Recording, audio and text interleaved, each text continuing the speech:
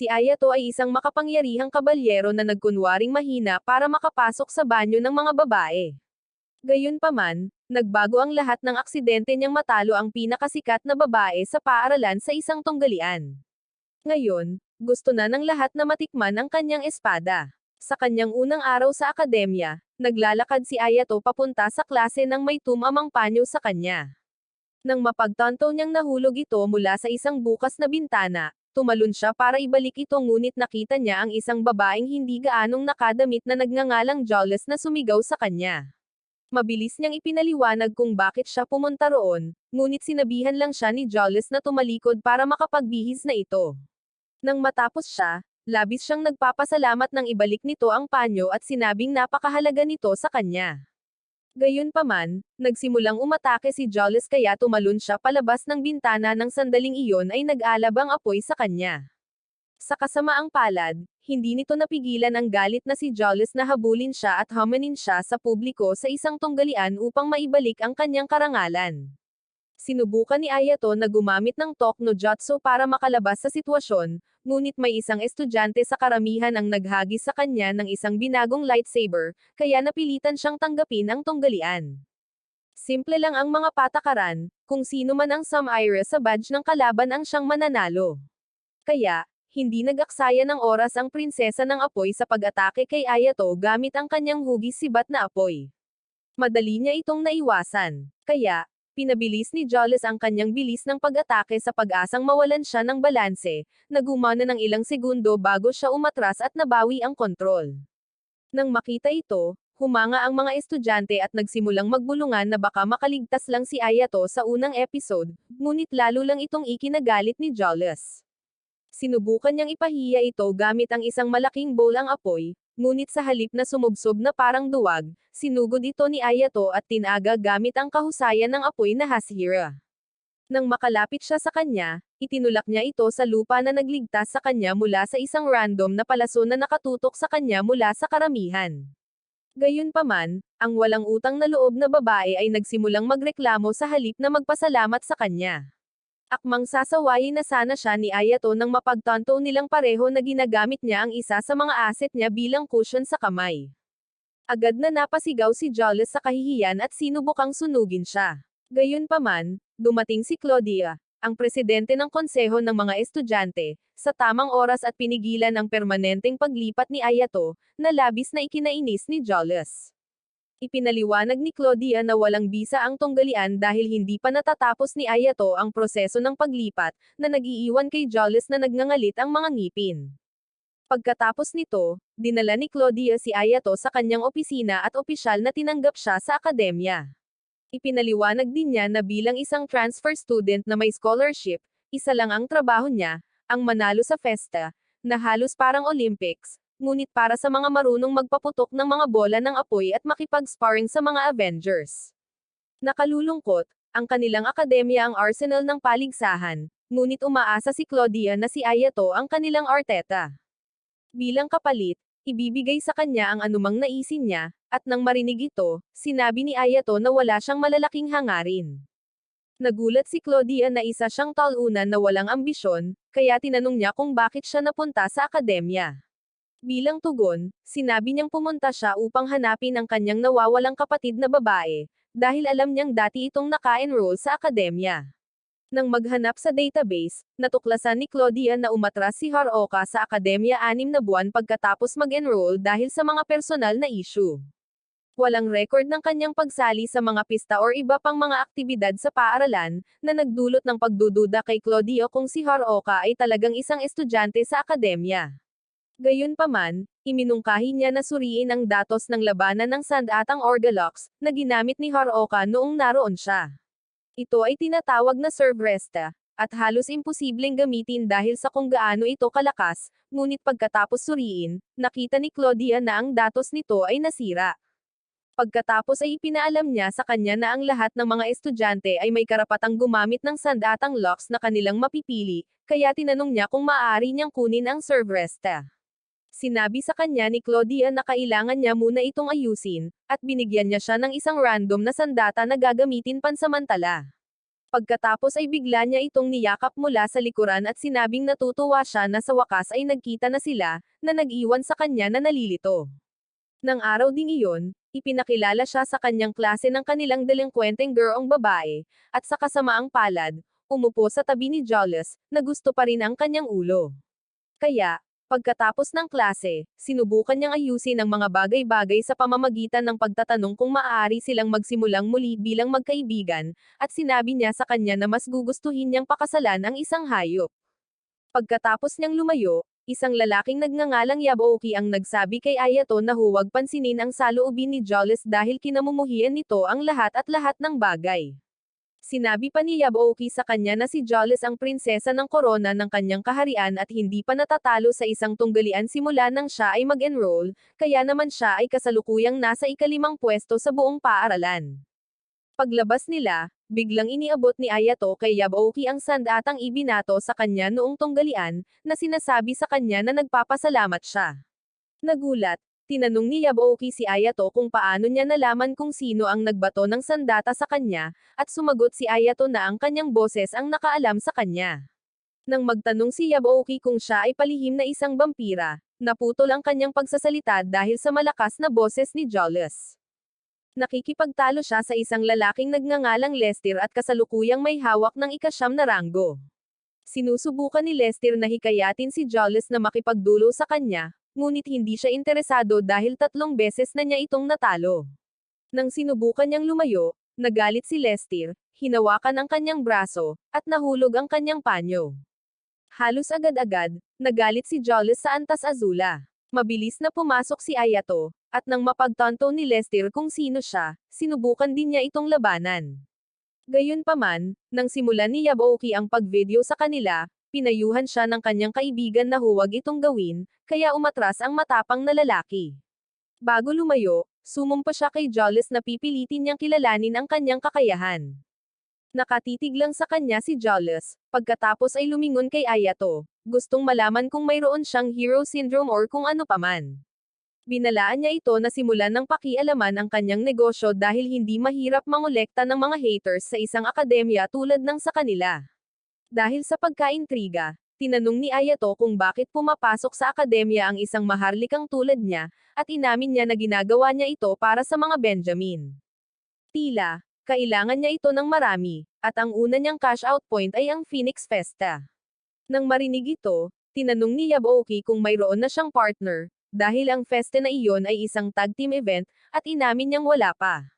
Gayunpaman, nilinaw niya na wala itong kinalaman sa kanyang pagiging palakaibigan at higit sa lahat sa katotohanang hindi pa niya nahahanap ang kanyang ideal na partner. Nang tanungin kung anong mga katangian ang dapat taglayin ng kanyang ideal na kapareha, sinimulang ilarawan ng babae ang isang literal na kabalyero na may makantab na baluti, at walang masabi ang mga lalaki. Nang sandaling iyon, nakatanggap ng tawag si Yaboki, kaya dali-dali siyang umalis, iniwan si Ayato upang tanungin si Julius ng direksyon patungo sa dormitoryo ng mga lalaki. Natuwa ang babae na hindi man lang nito tiningnan ang kanyang mapa, kaya tumawa siya hanggang sa tumulo ang luha sa kanyang mga mata. Nang makita kung gaano siya kamalay sa sandaling iyon, pinuri siya ni Ayato, ngunit lalo lamang itong ikinabahala ng Pekeng Tsunere. Pagkatapos ay itinuro niya ito sa tamang direksyon at sinabihan siyang umalis, ngunit tinanong siya ni Ayato kung maaari niya itong i-tour sa akademya at sa lungsod minsan. Ayaw ni Julius, ngunit matapos sabihin sa kanya ni Ayato na wala namang mawawala sa kanya, pumayag siya. Kinabukasan, nang pumasok sina Ayato at Yaboki sa klase, binati ni Ayato si Julius, at ikinagulat ng lahat, sumagot ito. Karaniwan niyang tinatrato ang mga tao na parang sila si John Cena, ngunit sinabi ni Julius na nagpapalabis lamang sila. Habang nakaupo siya sa kanyang upuan na galit, itinaas ng babae na nakaupo sa kabilang panig ni Ayato ang kanyang ulo, at nagulat siya nang makitang siya pala ang kanyang dating kaibigan, si Saya. Lumipat siya sa ibang bansa 6 na taon na ang nakalilipas, ngunit ngayon ay bumalik na siya at nag-enroll sa akademya dahil gusto ng kanyang ama na siya ang maging hindi bayad na brand ambassador nito para sa kanyang bagong linya ng mga baril. Siyempre, may isa pa siyang dahilan para sumali sa akademya, ngunit tumanggi siyang ibunyag ang impormasyong iyon nang tanungin siya ni Yaboki tungkol dito. Sa sandaling iyon, pumasok ang guro. At nang makita niya si Saya, nilapitan niya ito na gustong malaman kung bakit siya hindi pumasok noong nakaraang araw. Inamin ni Saya na banihag siya ng kanyang kama, na naging dahilan ng kanyang pagkatok sa ulo at detensyon na nagbalat kayo bilang isang klase sa makeup. Matapos umalis ang guro, tinukso ni Ayato si Saya tungkol sa kanyang hilig sa pagtulog. At habang nagbibiruan sila, nakaupo si Jollis na parang isang selosang kasintahan. Kalaunan ng araw na iyon, habang nag-uusap muli sina Ayato at Saya, pinutol sila ni Jollis upang isama si Ayato sa isang paglilibot sa akademya. Naghinala si Saya na ang kilalang-kilalang reyna ng yelo ay magiging tour guide, kaya iginiit niya na ihatid niya si Ayato. Ito ang humantong sa pagtatalo nila ni Jollis kung sino ang karapat-dapat na ihatid si Ayato batay sa kung gaano na sila katagal sa akademya. Bigla, naakit ni Claudia si Ayato matapos magpakita mula sa kung saan, at sinabi niya sa mga babae na mas kwalipikado siya dahil halos lumaki siya sa akademya. Nang marinig ito, sinabihan siya ng mga babae na basahin ang silid, at kahit si Ayato ay ipinaalala sa kanya ang konsepto ng personal na espasyo. Nagkunwaring nasaktan si Claudia, ngunit ipinaliwanag kay Ayato na kailangan niyang pumirma ito ng ilang dokumento para sa kanyang locks compatibility test kinabukasan. Pagkatapos niyang gawin iyon, tumalikod na siya para umalis, ngunit ipinagmalaki niya kina Saya at Jollis na magiging mag-isa na lang si Ayato kinabukasan. Hindi makapaniwala si Jollis kung gaano kawalang kahihiyan si Claudia, at sumang-ayon naman si Saya sa kanya. Nang makitang maayos naman ang kanilang pagsasama, sinamantala ni Ayato ang pagkakataong kumbansihin silang aitor siya. Nakakagulat na hindi man lang pamilyar si Saya sa paligid ng akademya, at nang kumprontahin siya ni Jollis, inamin niyang siya ang presidente ng Direction Ally Challenged Association. Nang magsimula na silang magtalo, iminungkahi ni Ayato na magpahinga muna sila at humingi ng excuse para uminom. Nang wala na siya sa kanyang pandinig, tinanong ni Saya si Jollis kung bakit niya ipinilit na aitor si Ayato. Ipinaliwanag ni Jollis na utang niya sa kanya ang kanyang buhay dahil sa pagliligtas sa kanya noong kanilang tunggalian. Nang marinig na nagkaroon sila ng tunggalian, tinanong ni Saya ang tungkol sa kinalabasan, at isiniwalat ni Jollis na pinawalang bisa ito ni Claudia. Laking gulat niya, itinuro ni Saya na kung hindi dahil kay Claudia, matatalo sana siya sa tunggalian dahil ibang level na si Ayato. Nang banggitin niya na sila ni Jollis ay nasa parehong level, sinubukan siyang hamanin ni Jollis, ngunit naantala siya ng parehong mga palaso na ginamit noong tunggalian. Sa pagkakataong ito, kitang-kita na ang salarin, at nang tangkain niyang atakihin ito gamit ang apoy ng kanyang sibat, ang kasabwat nito ay hamarang upang ilihis sila. Bilang pagganti, pinaputukan sila ni Saya gamit ang kanyang hindi kinakailangang malaking Lux grenade launcher, na sumire sa fountain, at nagsaboy ng tubig kahit saan. Pagkatapos ay tinanong niya si Jollis kung gusto niyang ituloy ang kanilang tunggalian, ngunit bago pa siya makasagot, bumalik si Ayato at nang makita ang pagkawasak, nag-alala siya. Gayunpaman, nang mapansin niyang basang-basa ang mga babae at kitang-kita ang kanilang mga asset, natarante siya at sinubukang huwag silang tingnan. Agad na sinubukan ni Jollis na magtakip ng mapagtanto niya kung bakit, ngunit si Saya, ang embahador na walang asset, ay nakatayo ng may pagmamalaki, dahilan para muntik nang bumagsak si Jollis. Isang araw, nang makipagkita si Ayato kay Claudia, ipinaalam niya sa kanya na walang nakitang mga palatandaan sa pinangyarihan at tinanggihan ni Jollis ang kanyang kahilingan para sa isang security detail. Hindi maintindihan ni Ayato kung bakit matigas ang ulo ng prinsesa, ngunit sinabi ni Claudia na dapat ay may makatwiran siyang dahilan. Sa kalaunan, nakarating sila sa testing center at nakatagpo si Lester, na dumating din para sa kanyang compatibility test. Hindi siya natuwa nang makita si Ayato, ngunit wala talaga siyang magagawa, at ng oras na para sa pagsubok, nauna si Lester. Pinili niya ang serve resta, ngunit ang kanyang compatibility dito ay 32% lamang, at nang pilitin niya itong sumuko, tinanggihan siya nito. Gayunpaman, patuloy pa rin siyang sumubok, at nang bumaba ang kanyang compatibility dito sa negatibong sona, pinayuhan siyang umatras. Bigla, nagsimulang kumilos ng kakaiba ang serve resta, at naramdaman ni Ayato na parang nakabalot siya ng mga kadena sa loob ng ilang segundo. Gayunpaman, tila hinahamon siya ng sandata, at nang humakbang si Ayato, sinubukan nitong atakihin siya.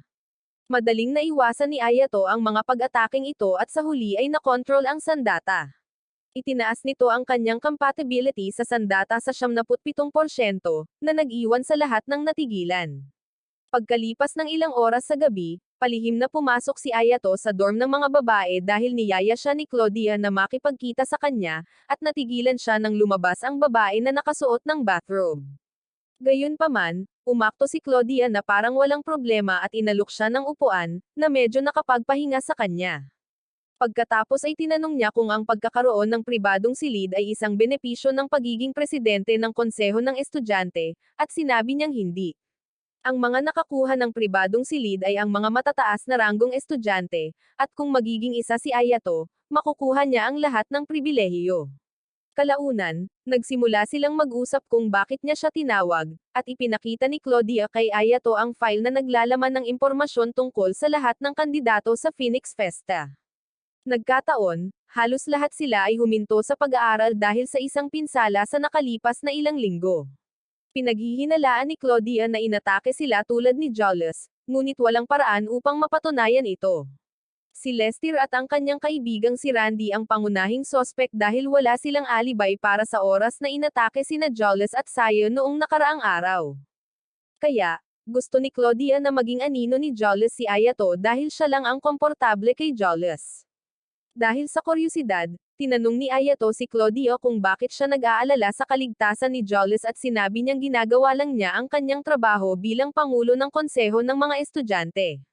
Nangako siyang gagantimpalaan niya ito para sa kanyang serbisyo at ginulat si Ayato sa pamamagitan ng paglalagay ng kanyang kamay sa kanyang nakalantad na asset. Agad na nagpanik ang bida, ngunit sapat na ang kanyang katinoan upang makaalis bago pa man mangyari ang anumang bagay. Pagkalipas ng ilang araw, nagkita sina Ayato at Julius para sa paglilibot sa lungsod at humanga si Ayato sa kanyang casual na kasuutan. Hindi nagustuhan ni Julius ang pagtitig niya sa kanya at labis na nahiya nang purihin siya nito kaya halos nakalimutan niya kung paano gumawa ng wastong mga pangungusap. Gayunpaman, nakabawi siya ng kanyang kahinahunan at opisyal na nagsimula ang paglilibot. Ipinakita niya sa kanya ang mga arena ng pista at nagulat si Ayato sa dami ng mga ito.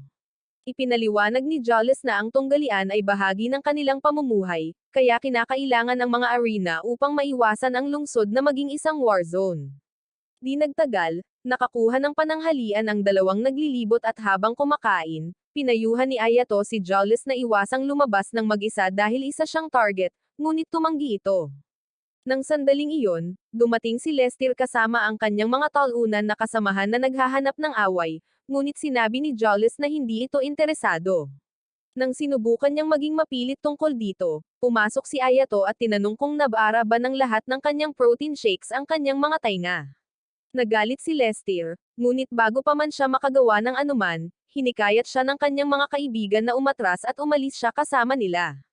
Pinuri ni Julius si Ayato para sa isang mahusay na trabaho at binaliwala lang ito ng lalaki. Kalaunan, habang papunta sila sa akademya, nakasalubong nila ang ilang mga estudyante mula sa Wolf Academy na magsisimula na sana ng away. Gayunpaman, ito ay naging isang pag-akit lamang upang akitin sila at sinabi ni Julius na malamang ay binayaran sila ng kanyang mga umaatake. Sa sumunod na segundo, hinarap niya sila at iniwan na lamang ang isang taong may malay upang matanong niya ito. Inamin ng lalaki na hindi niya kilala ang lalaking nagbayad sa kanila at habang sinusubukan niyang ilarawan ito, bigla niyang itinuro sa likuran nila ang isang nakahod na figure. Agad na hinabol ni Julius ang lalaki at natuklasan na isa na naman itong pag-atake. Naiwasan niyang matamaan, ngunit nang dumating si Ayato para tulungan siya, siya ang tinarget. Mabuti na lang at naiwasan niya ang atake gamit ang kanyang hiniram na sandata ng Lux at napunit lang ang kanyang damit. Tumakbo palayo ang mga umaatake, ngunit hindi sila hinabol ni Julius at pinagalitan si Ayato dahil sa muling pagtatangkang magpanggap na bayani. Mahinahong itinuro ni Ayato na pabor ito sa kanila, at hindi niya ito makontra. Kaya, hiniling niya sa kanya na pumunta sa kanyang kwarto mamaya. Sa pagkakataong ito, nang lumabas siya sa bintana, ipinaalam niya ang kanyang sarili, at wala si Julius sa kalagitnaan ng pagtatakip sa kanyang mga asset. Gayunpaman, bigla niyang hiniling sa kanya na alisin ang kanyang damit, at natarante siya, iniisip na gusto niyang galugarin niya ang kanyang silid ng mga lihim. Nang mapagtanto niyang nasa berdeng bagay ang iniisip nito, nahiya siya at sinabihan itong huwag ilagay ang kanyang launcher sa kanya. Pagkatapos ay ipinaliwanag niya na gusto lang niyang ayusin ang kanyang damit, at nagulat si Ayato na ang isang prinsesa ay maaaring gumamit ng karayom at sinulid. Nahiya si Jolles dito, ngunit sinabing hindi ganoon kahusay ang kanyang mga kasanayan kung siya ay magiging tapat. Gayun din, inalok lamang niya na ayusin ang damit dahil ayaw niyang magkaroon pa ng utang na loob sa kanya, kaya inalis ito ni Ayato. Habang nagtatrabaho siya, si Ayato ay nakaupo ng alanganin sa kanyang kama, tumitingin sa paligid ng silid, nang mapansin niya ang isang larawan na nakapatong sa kanyang bintana. Dahil sa kuryosidad, nagtanong siya tungkol sa mga tao rito, at kahit na nagalit siya na hinawakan niya ito, sinabi niya sa kanya na mga kaibigan niya sila. Nakilala niya sila nang magkaroon siya ng problema sa ilang mga kriminal matapos palihim na lumabas ng palasyo. Noong panahong iyon, hindi niya alam kung sino ang mga babae, ngunit nang bumalik siya sa palasyo, nalaman niya na nakatira sila sa isang ampunan sa mga slum at naging interesado siya. Kaya, sinimulan niya silang sundan kahit saan tuwing siya ay palihim na lumalabas, ngunit itinago niya ang kanyang tunay na pagkakakilanlan sa kanila.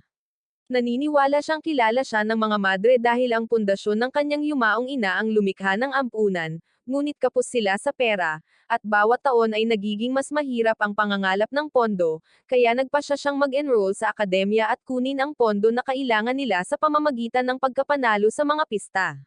Naniniwala si Ayato na bilang prinsesa ng kanyang bansa, maaari sana niyang makalakam ng pera sa ibang paraan, ngunit sinabi sa kanya ni Jolles na hindi iyon ganoon kadali.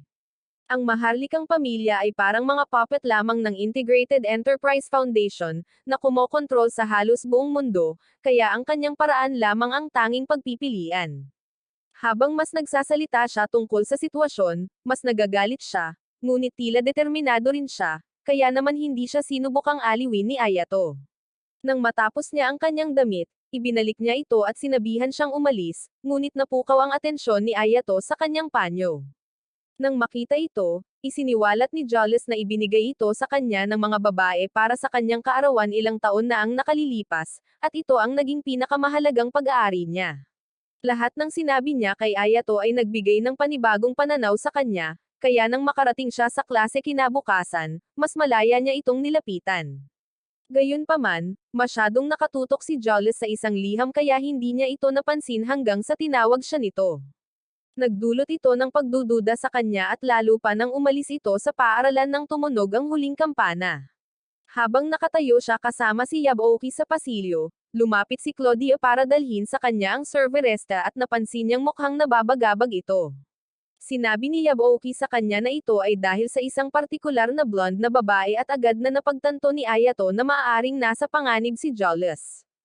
Naniniwala siyang hindi sinabi sa kanya ng babae ang tungkol sa liham dahil wala itong tiwala sa kanya, ngunit hindi sumang-ayon si Claudia.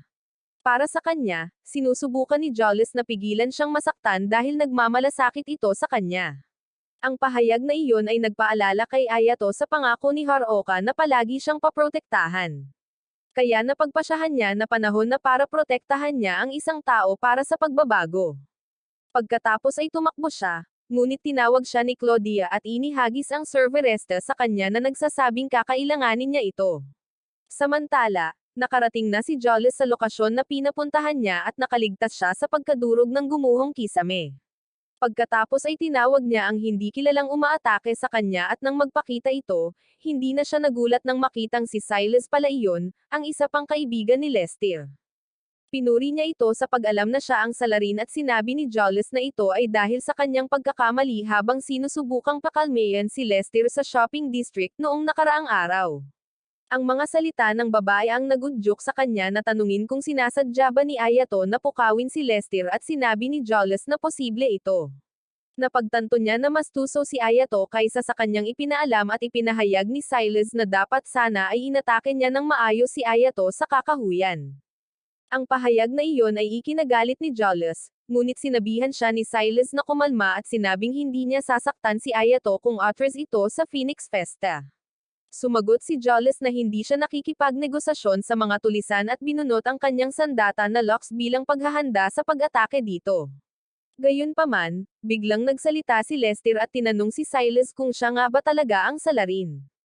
Tila nakatanggap si Lester ng isang sulat na sinasabing mula kay Jolles na humihiling sa kanya na makipagkita sa kanya sa inabandunang gusali upang makipagduwelo. Hindi niya inaasahan na makikita niya si Silas na nagyayabang tungkol sa kanyang masasamang gawa at nagalit ng ibunyag ni Jolles na inatake ni Silas ang ibang mga estudyante dahil binili siya ng isang karibal na akademya. Hindi ito itinanggi ni Silas at inamin pa niya na inakit niya si Lester doon upang tanggapin niya ang pagkahulog para sa kanya.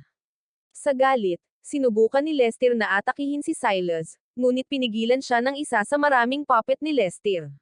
Gayunpaman, tumanggi siyang umatras at nagtagumpay na mapaslang ang mga puppet. Kaya't tumawag si Lester ng iba pa na pumalibot kina Jolles at Lester. Lumaban si Lester ng buong lakas, ngunit hindi sapat ang kanyang malalaking kalamnan at kalaunan ay natalo siya. Tungkol naman kay Jolles, ginamit niya ang kanyang mga apoy upang tulungan ang kanyang sarili, ngunit ang mga puppet ay medyo sobra para sa kanya na hawakan ng mag-isa, kaya kalaunan ay naipit siya sa dingding. Nagsimulang magbigay si Silas ng isa sa mga talumpating kontrabida, ngunit sinabihan niya itong huminahon at tumigil sa pag-arte na parang karapat-dapat talaga siya sa oras na ibinigay sa kanya sa screen. Sinabi rin niya rito na nalaman niya na sa Alakane Academy niya ipinagbili ang kanyang dignidad, at tunay na nagulat si Silas. Gayunpaman, ang katotohanan na natutuklasan niya ang katotohanan ay lalo lamang naglagay sa kanya sa panganib dahil ngayon ay kailangan na niya itong tapusin. Nang isa sa kanyang mga puppet ay malapit ng isagawa ang hindi makatarungang pagpaslang, dumating si Ayato at nagsagawa ng isang klasikong pagsadyap sa huling minuto. Ang reaksyon ni Jolles nang makita siya ay isa sa pagkainis dahil basta na lang siya napunta sa problemang sinusubukan niyang protektahan siya. Sinabi sa kanya ni Ayato na pinahahalagahan niya ang damdamin, ngunit pagkatapos ay tinanong kung sino ang paprotekta sa kanya kung ang ginagawa lang niya ay protektahan ang iba. Hindi masagot ni Jolles ang kanyang tanong, kaya siya ang sumagot para sa kanya, sinabing siya ang magiging tagapagtanggol niya. Ang kanyang mga salita ay nagdulot sa kanya ng pagkalito, at ang kanyang mas maagang personalidad ay muling magpakita. Gayunpaman, iginugulo ni Silas ang kanilang bonding session kasama ang isa sa kanyang mas malaking puppet at sinabi kay Ayato na hindi niya maalala na inimbitahan niya ito sa kanyang pribadong party. Nang banggitin niya na hindi matatalo ni Ayato ang lahat ng kanyang puppet kahit gamit ang serve resta, tumaya lang si Ayato. Nang pinakawalan ni Silas ang kanyang hukbong puppet, binuhat ni Ayato si Jolles gamit ang kanyang braso at pagkatapos ay nag-power up. Wala nang pagkakataon ang mga puppet ni Silas pagkatapos nito, at laking gulat niya nang makita niya ang ginagawa sa kanila ni Ayato. Ang pinakamasamang bahagi ay nalaman ni Ayato kung paano niya kinokontrol ang mga puppet, kaya walang saysay ang kanilang mga pag-atake. Nang matalo ang lahat ng puppet, tuluyan nang nawalan ng sarili si Silas at pagkatapos ay inilabas ang kanyang trump card, isang puppet na inspirasyon ng gorilla. Gayunpaman, hindi ito match kay Ayato, at sa loob lamang ng ilang minuto, pinabagsak niya ito. Nang makita ito, nagpa siya ang takot na si Silas na oras na para sumisid at subukang tumakas gamit ang isa sa kanyang not-along puppet. Hiniling ni Ayato kay Jolles na maghintay habang hinahabol niya si Silas, ngunit sinabi ng babae na hindi na kailangan at ginamit ang kanyang mga kapangyarihan upang paliparin ang mga ito papunta kay Silas. Nagsimulang magmakaawa ang lalaki nang makita niya sila, ngunit hindi nakinig si Ayato at hinati ang puppet sa kalahati. Hindi nag-alala si Ayato na may natambal lang siya mula sa langit dahil si Silas ay isang Gen Estela at hindi masasawi sa pagkahulog. Gayun din, naghihintay si Claudia na atakihin siya, kaya hindi nila kailangang mag-alala tungkol sa kanyang pagtakas. Habang hinahangaan nila ang paglubog ng araw, biglang nakaramdam si Ayato ng matinding sakit at sumigaw, na nag-alala kay Jolles. Gayunpaman, hindi niya nakita ang mga di nakikitang kadena na nakabalot sa kanya, at nang siya ay mawalan ng malay, siya ang naiwan upang pasanin ang buong bigat nito. Sa kabilang banda, napanaginipan ni Ayato ang kanyang nakaraan nang magsagawa si Haruoka ng isang ritual upang itali siya sa mga di nakikitang cade ng iyon. Sinabi niya na ito ay upang protektahan siya, ngunit hindi maintindihan ni Ayato kung saan siya nangangailangan ng proteksyon, at kalaunan ay nawalan ng malay. Nang sumunod na sandali, nagising siya sa kasalukuyan at nakita niyang nakapatong ito sa mga binti ni Jolles. Ipinaliwanag niya na papunta si Claudia para kunin ang mga ito at hindi niya ito hinayaang umupo nang subukan niyang gawin iyon. Walang ibang nagawa si Ayato kundi humiga, at doon niya tinanong kung sino ang naglagay ng orasayon na nagbibigkis sa kanya. Inamin ni Ayato na si Haruoka iyon, at nahinuha ni Jollis na iyon ay para pigilan siya sa paggamit ng kanyang mga kapangyarihan. Sinabi niya sa kanya na tama siya at ipinaliwanag na magagamit niya ang kanyang mga kakayahan ng hindi hihigit sa 5 minuto bago gumana ang spell, na magpapabagsak sa kanya. Naguguluhan, tinanong niya kung bakit gagawin ni Haruoka ang ganoong bagay, at sinabi niyang gusto rin niyang malaman, ngunit nawala siya 5 taon na ang nakalilipas. Ang ekspresyon ni Jollis ay isa sa awa, ngunit tiniyak sa kanya ni Ayato na maayos siya at tiyak na tinatakan ni Haruoka ang kanyang mga kapangyarihan para sa isang mabuting dahilan. Pagkatapos ay tinanong niya kung sa wakas ay nakuha na niya ang kanyang ideal na feste partner at nagboluntaryo na pumalit sa lugar na hindi niya ginawa. Sinubukan ni Jollis na tumanggi, gamit ang kanyang limitadong kapangyarihan bilang isang dahilan, ngunit tiniyak niya sa kanya na maayos siya.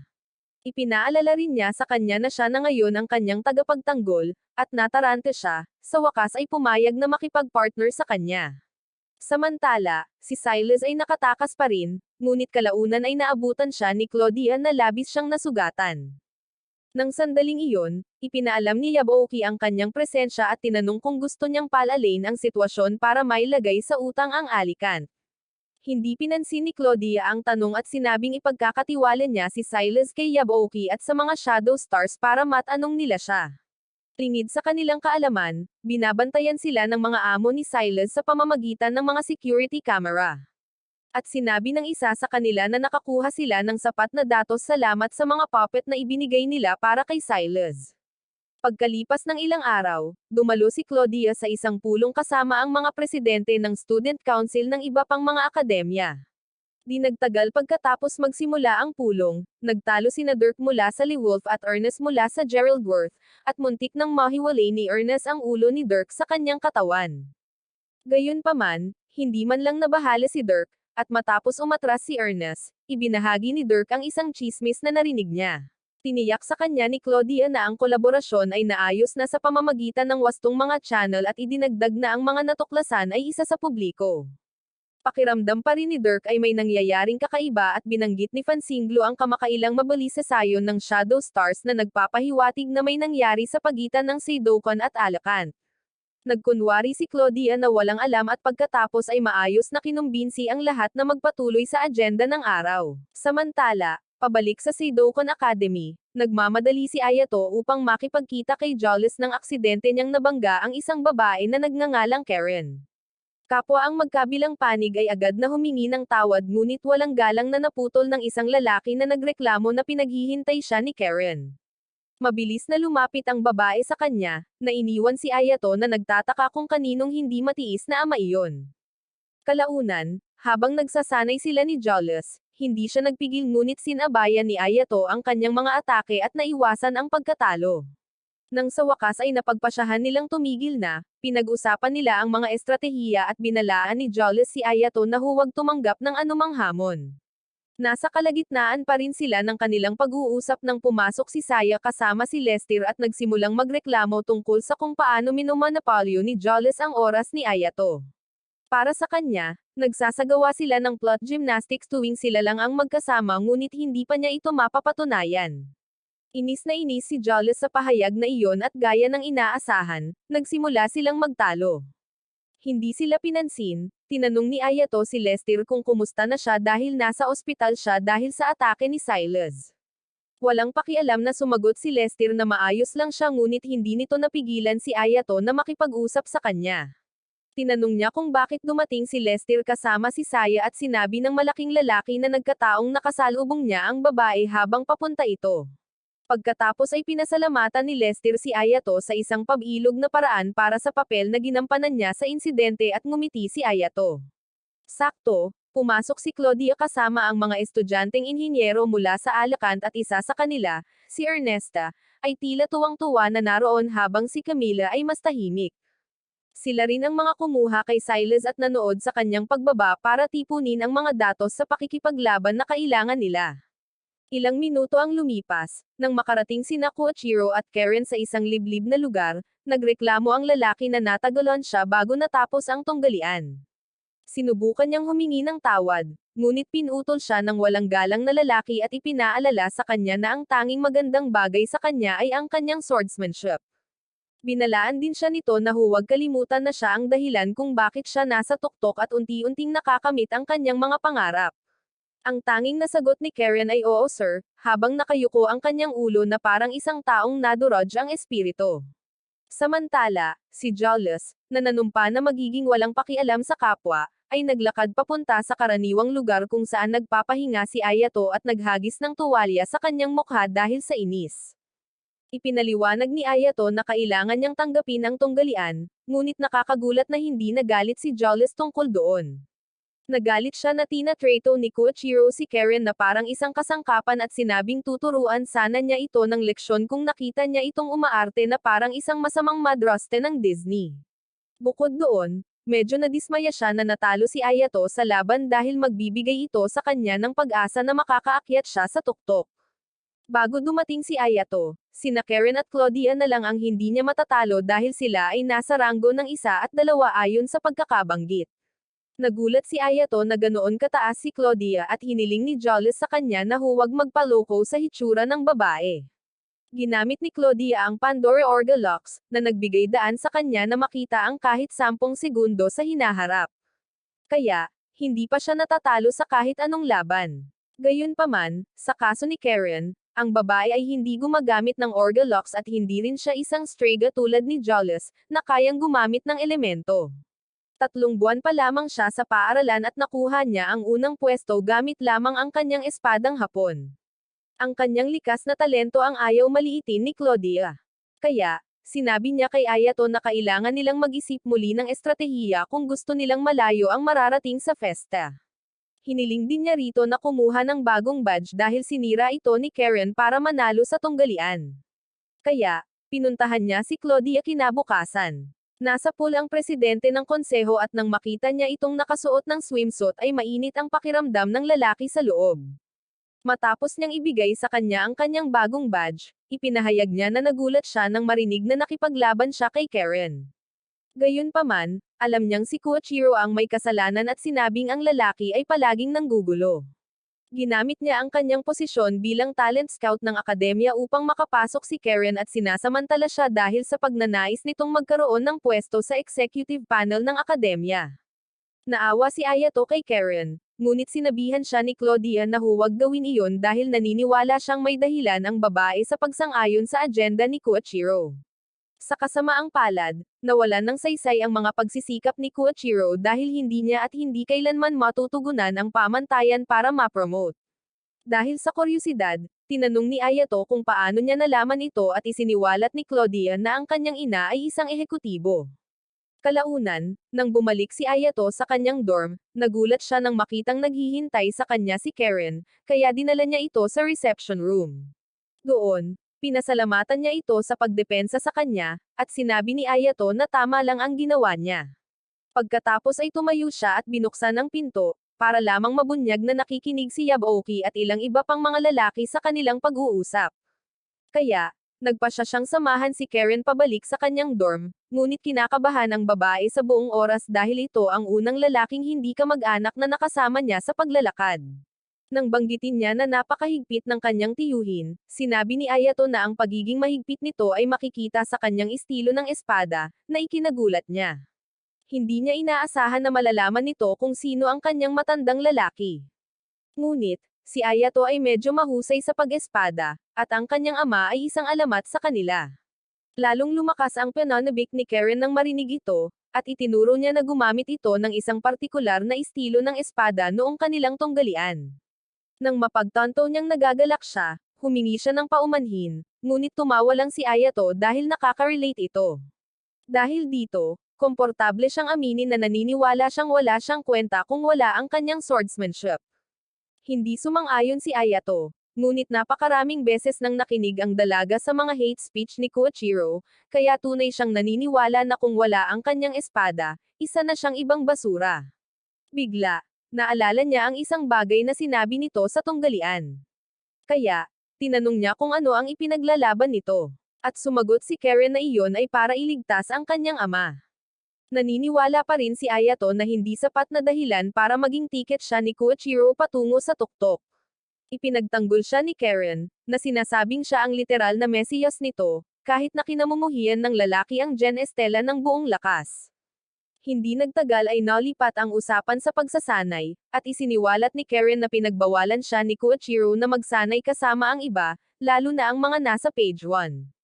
Pagkatapos ay sinabi sa kanya ni Ayato na maaari siyang magsanay kasama nito sa umaga dahil hindi pa ito nasa ranggo, at natarante si Karen. Ang pag-iisip na mag-isa kasama ang isang lalaking hindi niya kamag-anak ay nakakaramdam ng eskandalosa, ngunit hindi niya maaaring palampasin ang pagkakataon, kaya pumayag siya.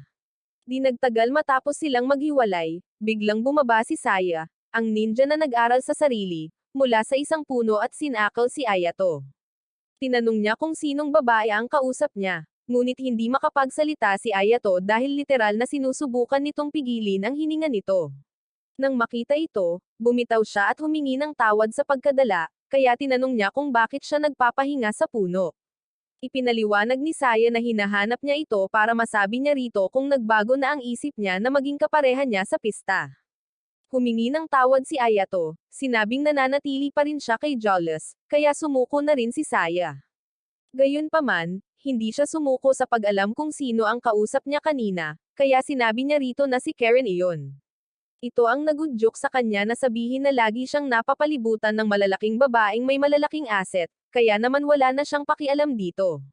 Sinabi sa kanya ni Ayato na kasinungalingan ito at isiniwalat na pareho silang dalawa ni Karen sa akademya dahil gusto nilang tulungan ang kanilang mga ama.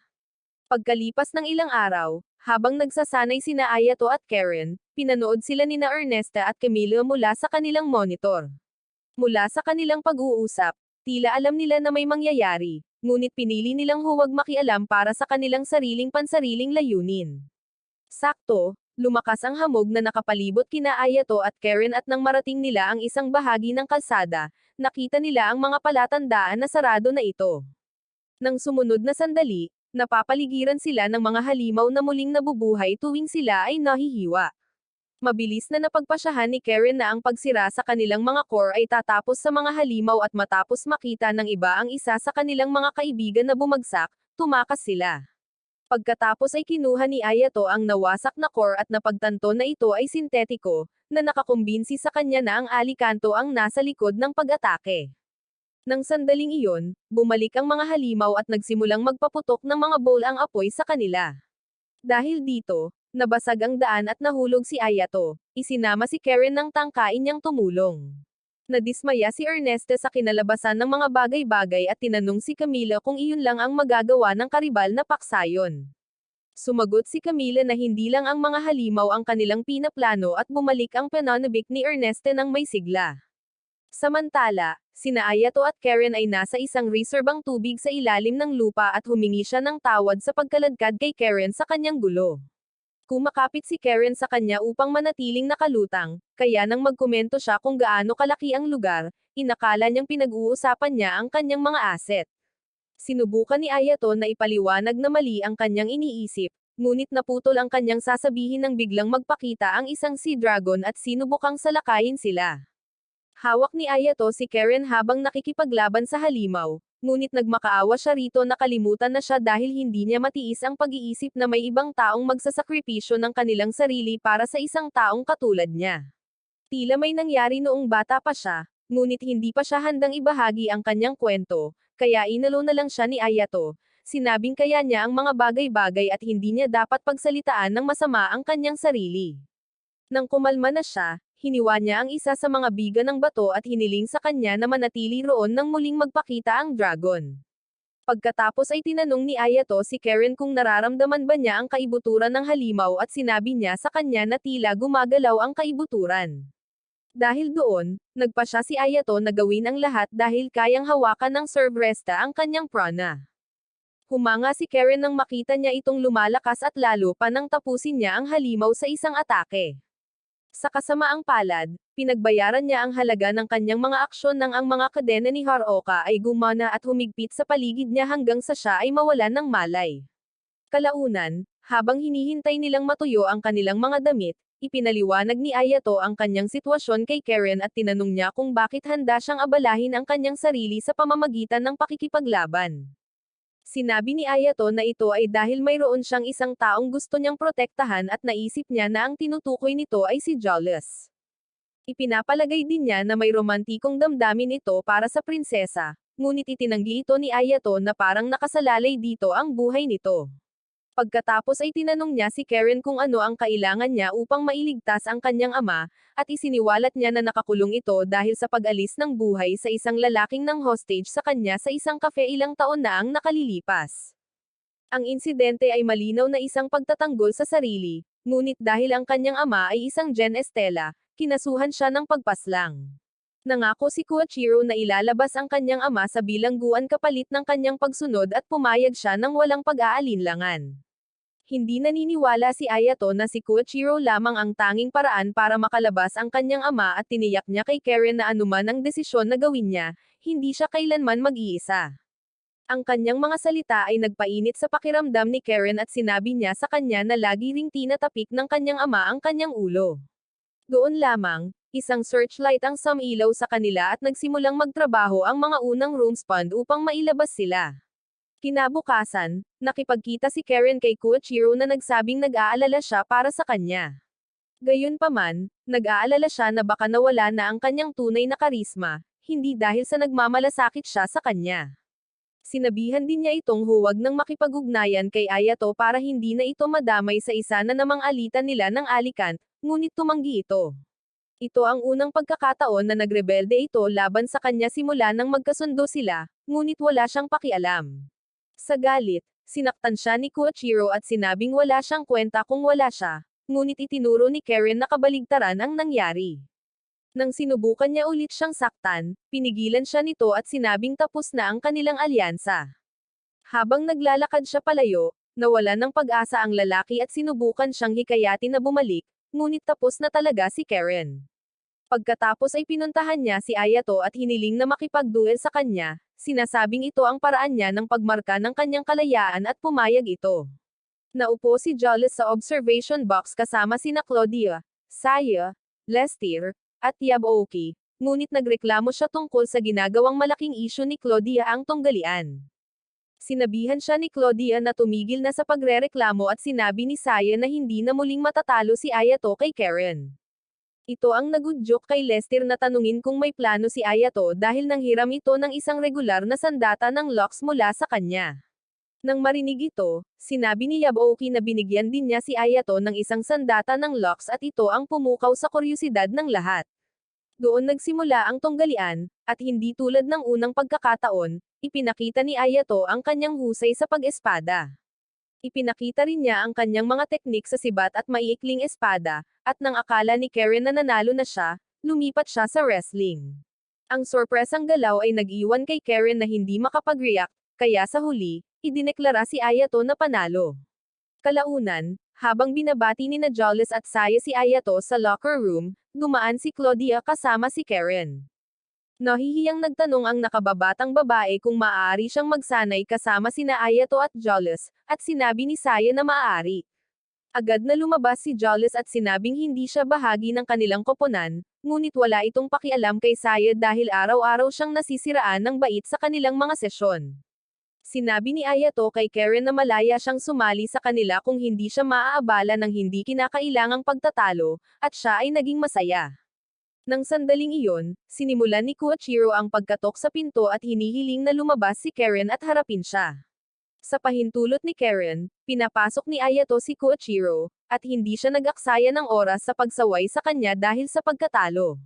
Nang sinubukan niyang hilahin siya palayo, hinampes niya ang kanyang kamay at sinabihan siyang hindi na siya sumusunod sa kanyang mga utos. Ito ang nagtulak sa kanya sa gilid, at sinubukan niya itong suntukin, ngunit nasalo ni Ayato ang kanyang kamao at sinabihan siyang umalis. Dahil dito, sinimulan ni Koichiro ang pagganap bilang biktima dahil hindi naman ito isang Gen Estela at sinabihan pa niya si Karen na kung hindi ito babalik, sisiguraduhin niyang mabubulok ang ama nito sa bilangguan. Bago pa siya makapagsalita, pinutol na siya ni Claudia at pinagbantaan na ipapanagot ang kanyang ina. Hindi umimik si Koichiro pagkatapos nito, at nang tumalikod na siya para umalis, pinasalamatan siya ni Karen sa pagdadala sa kanya sa asterisk at pagpapatala sa kanya sa Sidokan. Malinaw na hindi siya tumugon, ngunit hindi mahalaga dahil sa wakas ay malaya na siya, at pagkatapos panasan ang kanyang mga luha, pinasalamatan ni Karen si Ayato. Habang nag-uusap sila, pinanood sila ni Saya na walang ekspresyon na walang sinasabi. Samantala, sa Alakant, natalo ang ilang estudyante sa isang practice match laban sa mga bagong puppet ni Ernesta, at sinabi niya kay Camila na tiyak na mananalo sila sa festa.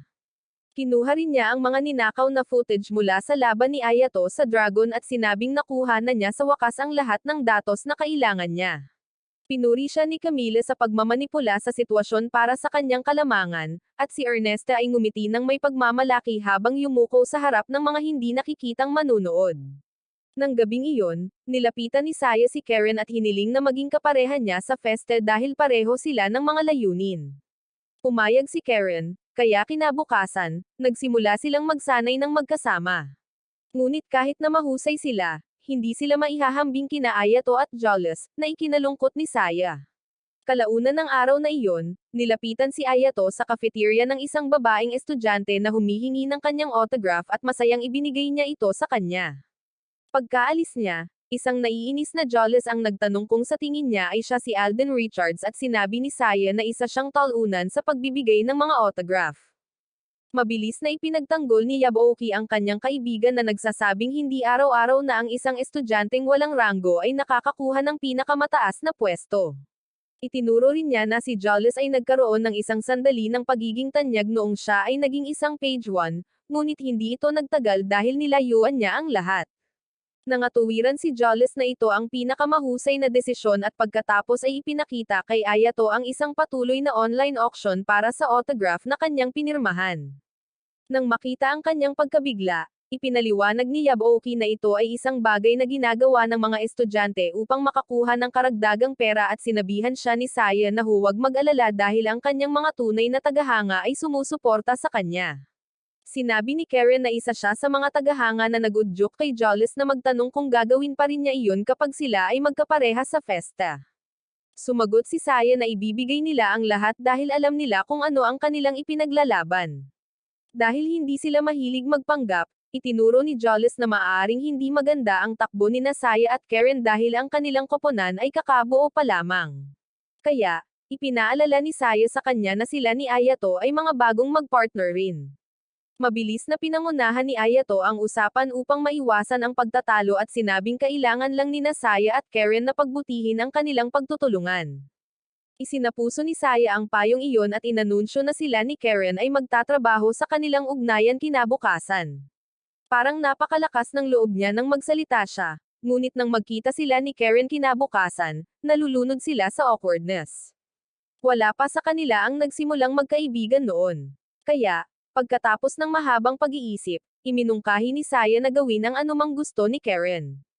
Walang maisip si Karen na interesado siya. Kaya, sa huli, napagkasunduan nilang mamili ng regalo sa kaarawan para sa ama ni Saya. Nagmungkahi si Karen ng ilang bagay na sa tingin niya ay maganda, ngunit sa tingin ni Saya ay hindi angkop ang mga ito. Kaya, kinailangan nilang huminto at mag-isip. Hiniling ni Karen kay Saya na sabihin sa kanya ang tungkol sa kanyang ama sa pag-asang makakatulong ito sa kanila na makahanap ng solusyon. Sinabi ni Saya na ang kanyang ama ay isang baliw na siyentipiko sa antas ng Henge na nagbibigay sa kanyang anak na babae ng baril bawat taon tuwing kaarawan nito simula nang matuto itong humila ng gatilyo. Bigla, may pumasok na ideya sa kanyang isipan, kaya kinuha niya ang isang mapa at hiniling kay Karen na tulungan siyang makarating sa lugar. Hindi nagtagal ang biyahe papunta roon, ngunit nag-alala si Karen dahil ang tindahan ay matatagpuan sa malilim na bahagi ng lungsod. Tiniyak ni Saya sa kanya na magiging maayos ang lahat at pagkatapos ay pumasok upang tingnan ang lugar na isang tindahan ng mga segunda manong mamahaling armas. Nagbebenta rin sila ng mga ilegal na bagay, ngunit hindi interesado si Saya doon at tiningnan lamang ang mga baril na nakadisplay. Hindi nagtagal ay nakakita siya ng isa na nagpaningning sa kanyang mga mata na parang ika-4 ng Hulyo, at nang makumpirma niyang naroon pa rin ang orihinal na generator, sinabi niyang kukunin niya ito. Gamaan ang loob ni Karen na hindi na nila kailangang gumugol ng mas maraming oras sa lugar na iyon, ngunit habang naglalakad sila palayo, tinanong niya kung bakit pinili ni Saya ang partikular na baril na iyon. Ipinaliwanag ni Saya na maaaring gamitin ng kanyang ama ang generator para sa kanyang trabaho, kaya nagpahayag ng ginhawa si Karen na natagpuan nila ang perpektong regalo. Pagkatapos ay sinabi ni Saya sa kanya na nais niyang suklian ang pabor, kaya tinanong ni Karen kung maaari niya itong turuan lumangoy. Hindi sirena si Saya, ngunit mahusay siyang manlalangoy. At kalaunan, nang sila ay nasa pool, tinanong niya kung bakit hindi hiniling ni Karen kay Ayato na maging swim coach niya. Agad na natarante si Karen, at matapos halos malunod, inamin niya na gusto niyang matuto ng palihim dahil umaasa siyang magiging proud ito kapag nalaman niyang marunong siyang lumangoy. Sinabi sa kanya ni Saya na matapang siya at pagkatapos ay nag-excuse para ikuha sila ng maiinom, ngunit inutusan si Karen na magpatuloy sa pagsasanay. Ginawa ng babae ang sinabi sa kanya, ngunit hindi sinasadyang nabangga niya ang isang babae na nagngangalang Violet, na nakahiga sa isang floaty habang nakasuot ng headphone. Pagkatapos na muling magpakita sa ibabaw ng tubig, humingi ng tawad si Karen sa kanyang pagkakamali, ngunit tumanggi si Violet na tanggapin ang kanyang paghingi ng tawad at hinamon siya ng isang tunggalian. Gayunpaman, nang mapagtanto niya kung sino si Karen, kumalma siya at sinabing maaaring samobra ang kanyang reaksyon. Pagkatapos ay tinanong niya si Karen kung bakit hindi siya tumigil nang makita niya ito, at inamin ni Karen na natututo pa lang siyang lumangoy, na nagudyok sa babae na tumawa. Habang nagsisimula siyang magsalita ng pababa sa kanya, bigla siyang tinamaan sa ulo ng isang flotation board, na inihagis ni Saya sa kanya, at siya ay nagalit. Tinanong niya kung sino si Saya, at nang malaman niyang walang ranggo si Saya, nagpasya siyang hamanin siya sa isang tunggalian para lang makapagyabang. Siya ay nasa ika-35 na ranggo sa kanyang akademya, ngunit hindi ito pinansin ni Saya at madali niya itong natalo gamit ang isang putok mula sa kanyang malaking Lux ray gun. Kalaunan, habang sina Saya at Karen ay nag-iinuman, sinabi ni Saya kay Karen na kailangan niyang magpalakas ng kanyang loob. Nasaksihan niya kung gaano siya kamahiyain kapag minamaliit siya ni Violet, at inamin ni Karen na ang mga taon ng pakikinig sa kanyang tiyuhin ay sumire sa kanyang kumpiyansa. Tiniyak sa kanya ni Saya na mali si Koichiro tungkol sa kanya at hinimok siyang magkaroon ng higit na pagmamalaki sa kanyang sarili. Nangako si Karen na susubukan at pagkatapos ay tinanong si Saya kung bakit niya ito pinili bilang kanyang tag partner. Sumagot si Saya na ito ay dahil nagsanay siya ng parehong kasanayan sa pag-espada gaya ni Ayato, na siyang dahilan kung bakit siya mapagkakatiwalaan. Ang tila walang kwentang sandaling ito ang tila kailangan ng mga babae, kaya sa kanilang susunod na sesyon ng pagsasanay, napansin ni Ayato at Jolles na mas nagkakasundo sila. Sinabi ni Ayato kay Jolles na kailangan din nilang pagbutihin ang kanilang gawain kung gusto nilang manalo. Nang gabing iyon, nakatagpo ni Yabuoki si Claudia sa kanyang opisina at pinag-usapan nila ang mga laban sa Phoenix. Mayroong kabuoang 256 na koponan, kaya ang pares nina Ayato at Jolles ay wala sa parehong block ng pares nina Saya at Karen. Ang tanging pagkakataon nilang maglaban ay sa finals, kung makakarating ang parehong koponan. Gayunpaman, sinabi ni Claudia na hindi magiging madali ang mga bagay dahil sa mga puppet ng Aleken at kay Eren, ang baliw na mandirigmang babae sa Lee Wolf, na nag-sign up. Nakaupo siya ng maayos sa isa sa mga disciplinary room sa Lee Wolf at binisita siya ni Dirk kasama ang kanyang assistant, si Corona, upang ipaalam sa kanya ang kanyang pakikilahok sa Phoenix Festa. Ang tanging dahilan niya sa pagpapatala sa kanya ay para mapaalis niya si Ayato dahil natatakot siyang magdulot ng problema sa kanila ang Servreste sa hinaharap. Natuwa si Eren na may kinatatakutan si Dirk, ngunit naging seryoso siya at tinanong kung tinupad niya ang pangakong protektahan ang kapatid nito. Tiniyak ni Dirk sa kanya na tinupad niya ang kanyang pangako, kaya sinabi ni Eren na tatanggapin niya ang trabaho at agad siyang pinalaya. Pagkalipas ng ilang araw, ginanap ang seremonya ng pagbubukas para sa Phoenix Festa at nagbigay ng talumpati ang chairman ng festa. Gayunpaman, halos hindi nakinig sina Ayato at Jolles sa kanyang sasabihin hanggang sa napansin ni Ayato ang lalaking nakangisi sa kanya. Sandali lamang iyon at pagkatapos ay inanunsyo niya na binago nila ang mga regulasyon upang payagan ang mga puppet sa panahon ng mga laban. Sumumpa siya na ang pagbabago ng patakaran ay hindi ginawa para sa kapakinabangan ng isang partikular na grupo, ngunit alam ni Ayato at ng kanyang mga kaibigan na siya ay nagsisinungaling tulad ni Yusuf. Para sa mga manunood, interesado lamang sila sa kilig ng panonood ng festa, kaya't malakas silang naghiyawan habang tinatapos niya ang kanyang talumpati. Kalaunan, habang papasok na ang mga estudyante sa kani-kanilang mga arena, nakita ni Ayato sina Lester at Randy at nagmadaling lumapit para imbitahan sila sa tanghalian. Tumanggi si Lester, sinabing hindi siya interesado na maging kaibigan niya at bago umalis, sinabihan niya si Ayato na huwag matalo hanggat hindi sila naglalaban.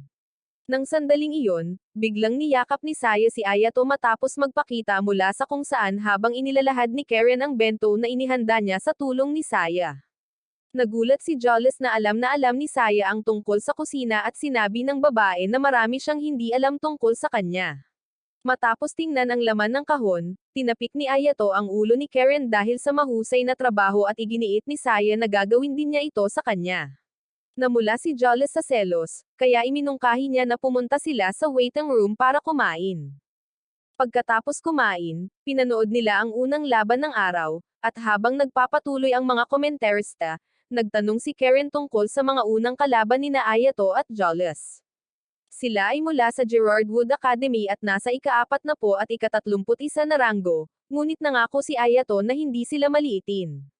Di nagtagal, tinawag sila ni Jolles para sa kanilang laban, at nang inanunsyo na pinatalsik na niya ang rank 1 nanogram Sudoken Academy at kinuha ang pwesto nito, nagkagulo ang mga manunood.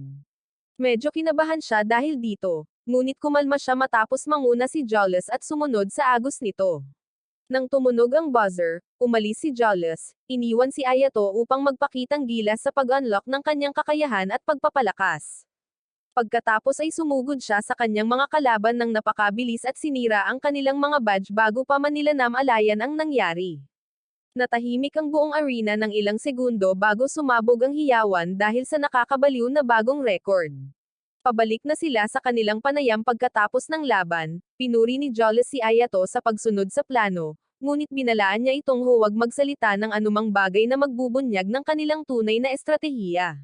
Pagkatapos ng panayam, umupo si Jolles sa waiting room at nagreklamo tungkol sa kung paano ang media ay binubuo ng mga walang humpay na peteng. Nang ikumpara niya ang mga ito sa pahayagan ng Sudoken, nagpasalamat si Yabuoki sa kanya, ngunit nilinaw niya na hindi ito isang papuri.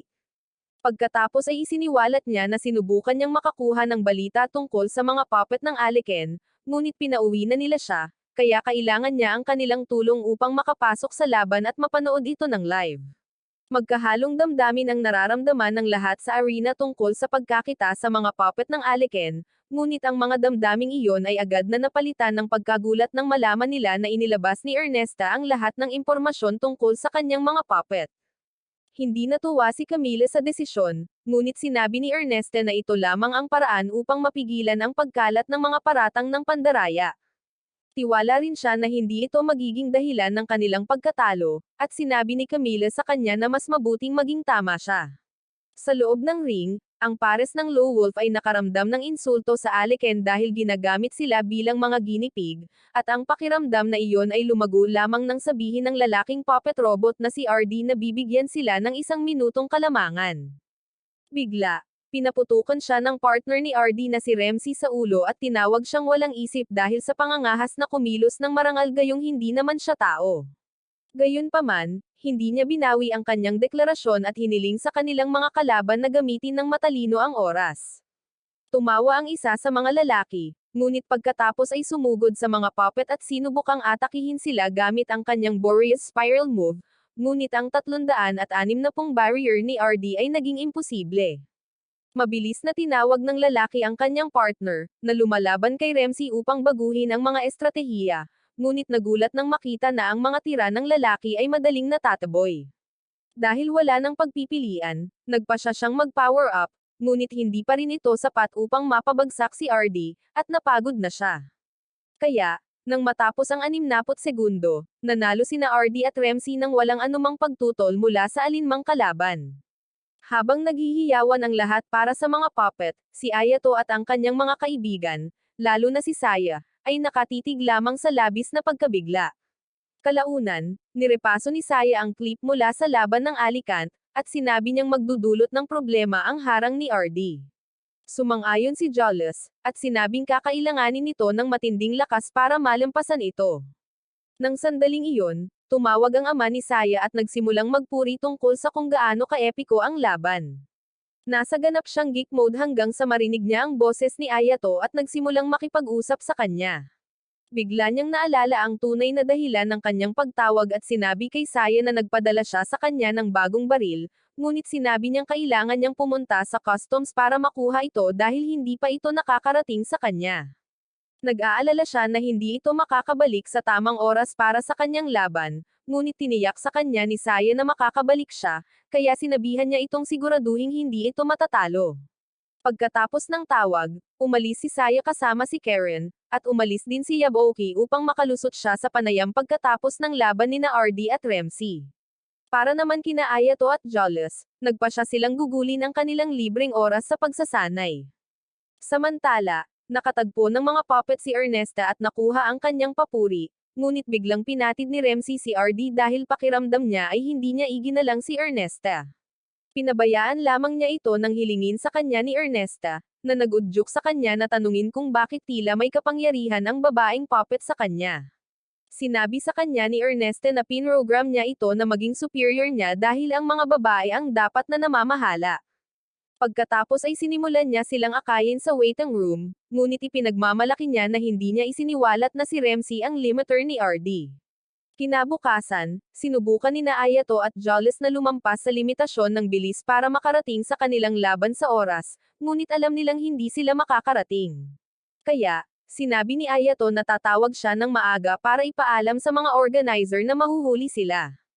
Bigla silang nakarinig ng komosayon, at nang puntahan nila ito, natagpuan nila si Eren sa gitna ng isang gulo sa kalye. Matapos niyang talunin ang kanyang mga kalaban, ang mga nagtitipon ay nagsimulang pumalakpak, ngunit sinigawan niya sila, sinabing wala siya roon para aliwin sila. Bigla niyang napansin si Ayato at nilapitan ito, ngunit humarang si Jolles at tinanong kung ano ang gusto niya mula sa kanya.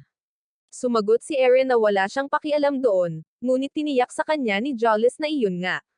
Pagkatapos, itinuro niya na ang laban na kinasangkutan ni Eren ay maaaring maglagay sa kanya sa problema, ngunit hindi sumang-ayon ang barbarong babae.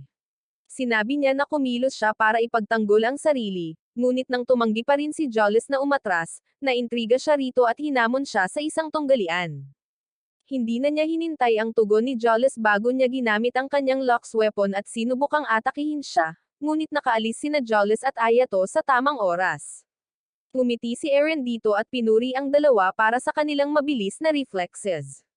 Gayunpaman, sa susunod na sandali, dumating ang kanyang kapatid na si Priscilla at sinimulang pag-alitan si Eren dahil sa pang-iistorbo sa publiko. Agad na natarante si Eren, ngunit hindi siya nakapagtago. Pagkatapos ay humingi ng tawad si Priscilla para sa kanya at pinahingi rin ng tawad si Eren bago siya inilayo. Nang wala na sila sa kanilang pandinig, kinuha ni Jolles ang file na hawak niya tungkol kay Priscilla, ngunit ang tanging impormasyon doon ay siya ang partner ni Eren para sa festa. Hindi masyadong inisip ni Ayato ito dahil mas interesado siyang malaman kung bakit pinukaw ni Jolles si Eren. Ipinaliwanag ni Jolles na gusto lang niyang kumpirmahin ang kanyang hinala na may ibang motibo si Eren sa paglapit sa kanya bukod sa kuryosidad. Habang sinusubukan niyang alamin kung ano iyon, nakatanggap sila ng tawag na malapit nang magsimula ang laban ni Saya at Karen. Sa arena, napagkamalan ng isa sa mga komentarista si Saya bilang si Karen dahil napakasimple niya at na-offend ang dalaga. Gayunpaman, nagtatampo talaga siya dahil hindi pa dumarating si Ayato. Tiniyak ni Karen na darating siya sa lalong madaling panahon at sinabing kailangan nilang ituon ang lahat ng kanilang atensyon sa kanilang mga kalaban na lubos na bihasa sa martial arts. Hindi man lang nag-alala si Saya at hiniling kay Karen na pumili ng isa sa mga makakalaban niya, ngunit sinabi niyang wala siyang pakialam kung sino ang makakalaban niya. Nang tumunog ang buzzer, naglaban ang magkabilang panig at sa loob ng ilang segundo, natalo ni Saya ang kanyang kalaban kahit na inaakala nitong mas malakas siya. Para kay Saya, nakipaglaban pa siya ng kaunti sa kanyang kalaban gamit ang kanyang malaking baril bilang pansamantalang espada. Nagawa niyang itulak ang lalaki at nang magkaroon ng pagkakataon, itinaas niya ang kanyang baril at pinaputukan ang lalaki kaya't sinigurado ang kanilang tagumpay. Kalaunan, habang sila ay nagsasalo ng kanilang victory shower, ipinaliwanag ni Saya ang mga detalye ng kanyang bagong baril kay Karen, ngunit tinanong ng babae kung paano niya nagawang lumaban na parang isang eskrimador. Inihayag ni Saya na mahusay siyang gayahin ang kanyang nakita at may itinuro rin sa kanya si Ayato. Nang matapos siyang maligo, umalis siya nang hindi kumukuha ng tuwalya at nang pumunta si Karen para kumuha ng isa para sa kanya, sinubukan niyang alamin kung paano dinala ng asset ni Karen ang lahat ng mga lalaki sa bakuran. Epektibong ipinagtanggol ng nakababatang babae ang sarili at nakaramdam ng ginhawa nang makatanggap sila ng video notification na sina Jolles at Ayato ay nasa pintuan. Hiniling niya sa kanila na maghintay habang nagbibihis sila, ngunit binuksan ni Saya ang pinto at buong pagmamalaking ipinakita ang kanyang katawan nang pumasok ang dalawa. Labis na nagulat ang kawawang si Karen kaya nabitawan niya ang kanyang tuwalya at napasigaw sa kahihiyan. Pagkalipas ng 5 araw, nagsimula ang ikalawang round ng festa sa laban ni Ayato at Jolles laban sa ilang babaeng gustong maging mahiwagang babae. Sa pagkakataong ito, si Jolles ang lumaban gamit ang kanyang mga apoy para sa kanyang kalamangan. Dahil doon, parehong nahulog na parang mga domino ang dalawang babae ilang minuto pa lamang ang nakalipas sa laban, na nagbigay kina Ayato at Jolles ng kanilang pangalawang panalo. Ang susunod na laban ay sa pagitan ng koponan ni Lester at koponan ni Aaron, at ang kanilang estratehiya ay pahabain ang laban. Tila, naubos ng Lux weapon ni Aaron ang prana at enerhiya ng gumagamit nito, at umaasa silang magamit iyon para sa kanilang kalamangan. Sa kasamaang palad, natanto sila ni Aaron at inatake muna si Randy gamit ang kakayahan sa grabidad ng kanyang armas. Nang sinubukan ni Lester na makialam, natamba niya ito nang hindi pinagpapawisan at pagkatapos ay muling itinuon ang kanyang atensyon kay Randy. Matapos itong mawala ng malay dahil sa pressure, sinubukan ni Lester na ipaghiganti siya at nagtagumpay sa pagbagsak kay Aaron. Nakalulungkot, iyon ang kanyang pinakamalaking pagkakamali dahil personal na tinanggap ito ng babae sa kanya at nagpas siyang ipakita sa kanya kung sino ang boss. Gayunpaman, kailangan niyang mag-recharge, at sa pagkagulat ng lahat, sinimulan niyang inumin ang dugo ni Priscilla na parang isang vampira. Ito ang halagang kailangan niyang bayaran para sa paggamit ng kanyang Lux, at ang maganda pa rito ay may mga kakayahan si Priscilla na magpagaling, kaya hindi siya nasaktan. Gumaling din si Aaron, at bilang dagdag na bonus, lumakas ang kanyang lakas. Kaya, nang salakayin niya si Lester, naramdaman niya ang pag-alab ng kanyang kapangyarihan at napilitang tanggapin ang pagkatalo upang iligtas ang kanyang sarili. Kalaunan, binati ni Claudia si Ayato sa pag-abot sa finals, at pinasalamatan niya ito. Gayunpaman, sinabi niya na hindi magiging madali ang manalo dahil lahat ng finalist ay kahanga-hanga. Tiniyak ni Claudia na magiging maayos ang lahat, pagkatapos ay isinandal ang ulo sa balikat nito at sinabing natutuwa ito na sa wakas ay nagkaroon na siya ng oras na makasama ito ng mag-isa. Walang ideya ang talunang bida kung paano magre-react, at nang magsimula na siyang sumugod sa kanya, nailigtas ito ng isang tawag mula kay Karen. Ipinaalam niya sa kanya na nawala na niya si Saya, at nang tawagan niya ang babae, sinabi ng babae na hindi niya alam kung nasaan siya. Hiniling ni Ayato sa kanya na huwag mag-alala dahil hahanapin niya si Saya, ngunit hindi natuwa si Claudia at sinabi ito. Humingi siya ng tawad, ngunit sinabing kailangan na niyang umalis, pagkatapos ay nagmadaling lumabas upang hanapin ang nawawalang babae. Sa kanyang paghahanap, nakasalubong niya si Priscilla, na hinahabol ng ilang mga magnanakaw at nauwi sa pagtulong sa kanya. Habang nagtatago sila, ipinaliwanag ni Priscilla na ang mga magnanakaw ay mula sa isang kalapit na kasino kung saan nagdulot ng gulo si Aaron. Mabuti na lang at ipinagtanggol siya ni Priscilla at ipinaliwanag sa kanyang mainitan ang ulong kapatid na iniligtas siya ni Ayato mula sa mga taong humahabol sa kanya. Kinailangan ng maraming kumbensisyon para mapa-atras si Aaron, ngunit ginawa niya, at nagpasalamat si Ayato sa mga Diyos ng plot sa pagliligtas sa kanyang buhay. Ang tanging problema ay naniniwala si Aaron na nagkataong natagpuan ni Ayato si Priscilla sa eskinita. Sa sandaling iyon, tumawag si Karen para sabihing natagpuan niya si Saya, at pagkatapos nilang ibaba ang telepono, ipinaliwanag ni Ayato kung paano siya napunta sa eskinita na iyon. Nang gabing iyon, sumugod si Eren sa opisina ni Dirk at tinanong kung ano ang ginagawa nito habang hinahabol ang kanyang kapatid. Walang pakialam na sinabi sa kanya ng lalaki na ang ilang pinsala ay hindi makakasakit kay Priscilla dahil mayroon itong kakayahang magpagaling, ngunit lalo lamang itong ikinagalit ni Eren. Pagkatapos ay sinubukan niya itong atakihin, ngunit isang di nakikitang puwersa ang humarang sa kanyang pag-atake, na nagtulak sa kanya na maging alerto. At pagkatapos niyang umalis, hiniling ni Dirk kay Corona na basahin ang resulta ng laban. Sumunod si Corona at sinabi sa kanya na mananalo ang babae, na ikinatuwa niya. Kaya, hiniling niya sa kanya na tawagan ang vice-presidente. Pagkatapos ay tinawagan niya ang isang taong tinatawag na Seventh Golden Eye. Samantala, sina Ayato at Jolles ay nasa training room, at ipinaalam niya rito na inimbitahan siya ni Eren sa hapunan bilang pasasalamat sa pagliligtas kay Priscilla. Nagalit si Jolles dahil tinanggap niya ang imbitasyon at ipinaalala sa kanya na ang magkapatid ang kanilang kalaban sa finals. Maya-maya, ang kanyang malayong tingin ay ang kanyang paggunita sa nangyari ilang taon na ang nakalilipas. Nagkaroon ng digmaan at nadurog si Priscilla ng mga nahuhulog na kalat, ngunit nang sumugod si Eren sa sentro ng paggamot, natagpuan niya si Priscilla na buhay at maayos. Ang kanyang kakayahang magpanibagong buhay ay nagpakita at nagpagaling sa kanya at ang gobyerno ay interesado rito. Inalok nila ang kanilang mga magulang ng pera kapalit ni Priscilla, ngunit kinuha ni Eren ang kanyang kapatid at tumakas. Sa panahong iyon nila nakilala si Dirk at ang unang ginawa niya ay ibigay sa kanya ang Orgalox. Nang tanggapin siya nito, hiniling ni Dirk kay Eren na sabihin sa kanya ang anumang gusto niya at iyon ang naging dahilan ng kanilang kasunduan. Sa kasalukuyan, ginaising ni Priscilla si Eren upang makapaghanda sila para sa kanilang laban. Medyo nag-aalala si Priscilla, ngunit tiniyak sa kanya ni Eren na magiging maayos ang lahat. Kaya, inalok siya ni Priscilla ng kaunting dugo ng kanyang katawan. Samantala, sa silid-hintayan, sinabi ni Ayato kay Jolles na gusto niyang baguhin ang kanilang estratehiya at ibinulong ang kanyang plano sa kanyang tainga. Habang papunta sila sa arena, ipinaalala ni Jolles kay Ayato na may dahilan siya sa pagsali sa paligsahan at mananalo siya kahit ano paman. Alam ni Ayato na sinabi niya iyon dahil sa kanyang bagong plano at nagpasalamat sa kanya sa sapat na pagtitiwala sa kanya upang maituloy ito. Nang magsimula ang laban, ipinakita ni Ayato ang kanyang karaniwang hindi nababagong palabas at sinabi ni Eren na sabik na siyang matambo siya.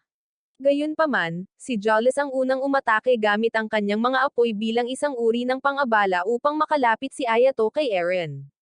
Sa kasamaang palad, hinaranggan niya ang kanyang atake at sa pagkagulat ng lahat, hindi pinutol ng serve resta ang sandata ni Eren tulad ng gagawin nito sa isa pa. Gayunpaman, nagpatuloy sila sa pag-aaway hanggang sa napilitan si Ayato na umatras si Eren sa pamamagitan ng pagkukunwaring pag-atake. Bago pa siya makaganti, pinaputukan siya ni Jolles ng mga fire disc, ngunit sinalungat niya ang mga ito gamit ang kanyang mga gravity ball at mabilis na tumalon palayo nang sumugod muli si Ayato sa kanya. Pinuri niya ang kanilang pagtutulungan at sinabing hindi naman sila masama para sa mga taong kakatipon lang kamakailan. Sumagot si Jolles na maayos naman ang kanyang ginagawa ng mag-isa, ngunit sinabi ni Eren na nagkakamali siya. Inaangkin niya na ang kanyang kapangyarihan ay sa kanya at kay Priscilla at siya ang pumalit sa kanyang kapatid para hindi ito masaktan. Sa sumunod na sandali, tinapik niya ang dulo ng kanyang karit sa sahig at nabuo ang isang bilog na grabidad. Agad na tinawag ni Jolles si Ayato, kaya tumalon ito palayo bago pa siya matrap sa gravity field. Sinubukan ni Jolles na atakihin si Priscilla, na napilitan si Eren na sumugod para iligtas siya gamit ang kanyang static defense ability. Hindi nakita ni Ayato at Jolles ang galaw na iyon. Kaya, habang nakatayo silang nanunood ng may pagkabigla, tumawa si Eren at sinabi sa kanila na ang harang ay hindi masisira. Pagkatapos ay kinuha niya muli ang dugo ni Priscilla para mapalakas ang kanyang lakas, ngunit inaasahan na iyon ni Ayato at Jolles. Sinabi ni Jolles kay Ayato na kanya ang sahig, ngunit binalaan niya itong kumilos ng mabilis dahil nauubusan na siya ng oras. Ibinaling niya ang kanyang atensyon kay Eren, tinanong ni Ayato kung ayos lang ba sa kanya na gamitin ang kanyang kapatid bilang kanyang power bank, ngunit sinabihan siya nitong huwag na lang siyang mag-alala at umatake. Mabilis na ipinagtanggol ni Ayato ang kanyang sarili at hinarang ang atake nang muling sumama si Jolles sa laban. Sinubukan ni Ayato na basagin ang sandata ni Eren, at doon niya napagtanto ang kanilang plano. Bilang pagganti, ginamit niya ang kanyang mga bola ng grabidad laban sa mga ito, ngunit hiniwalahat ni Ayato ang mga ito bago niya ito itinulak sa isang bitag na inilagay ni Jolus. Nang paganahin ito ni Jolus, sumabog ito, ngunit sa gulat ng lahat, hindi nasaktan si Eren dahil ginamit niya ang kanyang mga bola ng grabidad upang protektahan ang kanyang sarili. Gayunpaman, hindi lang iyon. Ang Eren sa harap nila ay hindi ang Eren na kanilang kinakalaban dahil ang kanyang sandata ay tuluyang sumakop sa kanyang isipan. Sa ganoong kalagayan, lumapit siya kay Priscilla at sinimulang inumin muli ang dugo nito, ngunit dahil wala siya sa kanyang sarili, halos maubos niya ang dugo ni Priscilla. Sinubukan ni Ayato at Jolus na makialam, ngunit nagpaputok siya ng isang malakas na pagsabog ng grabidad upang pigilan sila. Sa kabila nito, pinilit ni Ayato ang kanyang sarili na magpatuloy, at nang makalapit na siya, sinubukan niyang gumamit ng isang Tok no Jutsu at kumbensihin si Eren na lumaban para sa kontrol. Nagtagumpay siya ng ilang segundo, ngunit ang kanyang Orgulus ay sadyang napakalakas, kaya't muli itong naghari. Nang makita ito, bumalik si Ayato sa kanyang orihinal na plano at pinabagsak ang Orgulus mula sa kamay ni Eren. Pagkatapos ay itinuon niya ang kanyang enerhiya sa kanyang Servresta at tuluyang sinira ang isinumpang sandata. Halos kaagad, nawalan ng malay si Eren, at dahil nawalan na ng malay si Priscilla mula sa tuktok ni Eren kanina, idineklara sina Ayato at Jolus na mga nanalo sa laban. Sa kasamaang palad, labis na pinaghirapan ni Ayato ang kanyang sarili, kaya ang mga Cade nang gumagapos sa kanya ay gumana at nagsimulang humigpit sa kanya. Gulat na nanood ang lahat, ngunit si Dirk ang unang nakahinuha na magagamit lamang ni Ayato ang kanyang kakayahan sa loob ng isang tiyak na tagal ng panahon.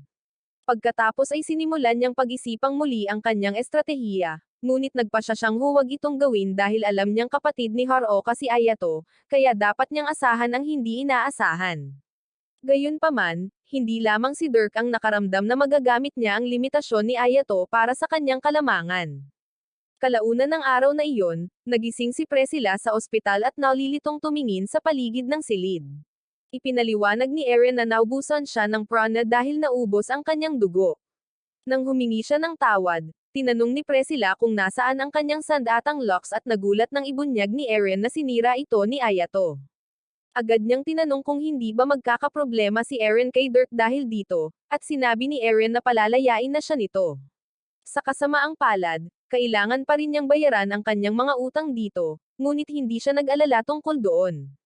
Hindi nagtagal ay naging emosyonal ang kanilang pag-uusap matapos humingi ng tawad si Eren sa pagkawala ng kontrol, ngunit tiniyak sa kanya ni Priscilla na hindi niya ito ikinalulungkot. Sinabi rin niya na susubukan niyang maging mas malakas upang makatayo siya sa tabi ni Eren bilang kanyang kapantay, hindi bilang isang marupok na dalaga. Natawa si Eren dito, pagkatapos ay sinabi kay Priscilla na hindi na siya makapaghintay na makita itong mangyari. Samantala, sa silid hintayan ni Ayato at Jolus, sinabi niya kay Ayato na pinakita nito ang kanyang lakas sa pinakauso na paraan. Pinagalitan din niya ito, sinasabing dahil masyado niyang pinipilit ang sarili, hindi siya makakagalaw hanggang sa susunod na araw. Sinabi sa kanya ni Ayato na makakayanan niya kahit papaano, kaya pinatunayan ni Jolus na hindi niya kaya sa pamamagitan ng pagtataas ng kanyang kamay, na nagtulak sa kanya na mapangiwi sa sakit. Gayunpaman, iginiit pa rin niya na maayos siya at sinabing hindi niya pinagsisisihan ang ginawa niya dahil ginawa niya ito para tuparin ang kanyang pangako sa kanya. Dahil dito, namula si Jolus, ngunit nakabawi siya ng kahinahunan at hinawakan ang mukha ni Ayato kaya't tumingin ito sa kanyang mga mata habang nagsasalita. Sinabihan niya ito na itigil ang pagsisikap na lumaban ng mag-isa dahil sila ay isang koponan at hiniling sa kanya na mas umasa sa kanya. Nang mukhang hahalikan na niya ito, biglang pumasok ang iba sa silid at nagsimulang mag-usap tungkol kay Ayato. Hinayla siya ni Saya papunta sa kanyang katawan at sinabing siya ang magiging yaya niya, ngunit ninakaw siya ni Karen, sinabing mas mainam siyang kandidato. Nagmadali si Jolus para iligtas siya at sinabihan silang maghanda para sa kanilang laban, na nag-udyok kay Claudia na kumilos na rin. Sinabi niya na wala siyang katapat, kaya siya ang mas mainam na opsyon, ngunit halos mabilaukan si Ayato at kinailangang humiwalay ng malakas. Naroon din si Yaboki, Ngunit nakatayo lang ito sa may pinto at tumatawa at iniisip kung ano ang susunod na mangyayari.